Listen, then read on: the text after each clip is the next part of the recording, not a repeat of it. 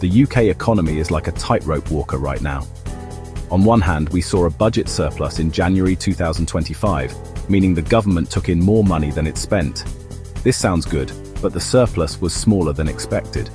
On the other hand, borrowing is still high, and debt interest payments are near record levels. It's a mixed picture, with some positive signs, but also some worrying trends.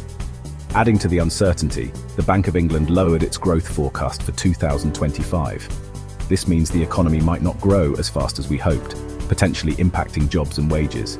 However, consumer confidence has recently improved, and retail sales are up. It's a confusing time with conflicting signals about the direction of the UK economy. The UK government has rules about how much it can spend and borrow. These rules are designed to keep the economy stable.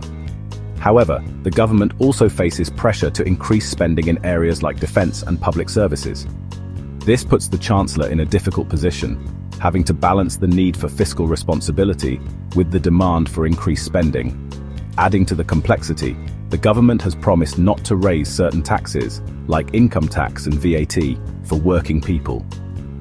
This limits the Chancellor's options for raising revenue and meeting spending commitments.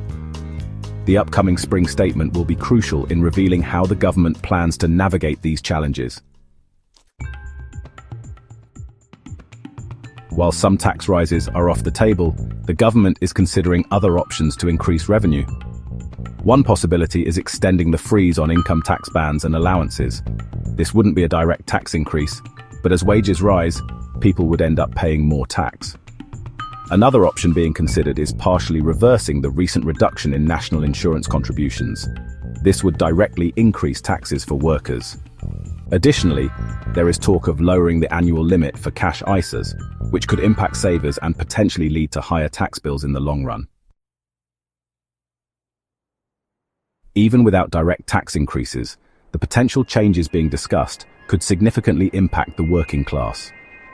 Frozen tax bans would mean paying a larger portion of their income in tax as wages increase. This reduces the benefit of any pay rises. Reversing national insurance reductions would also hit working people's take-home pay directly. Lowering the ISA limit could discourage saving and make it harder for people to build a financial cushion. Combined with potential public service cuts and tougher welfare conditions, these measures could put significant pressure on working families already struggling with the rising cost of living.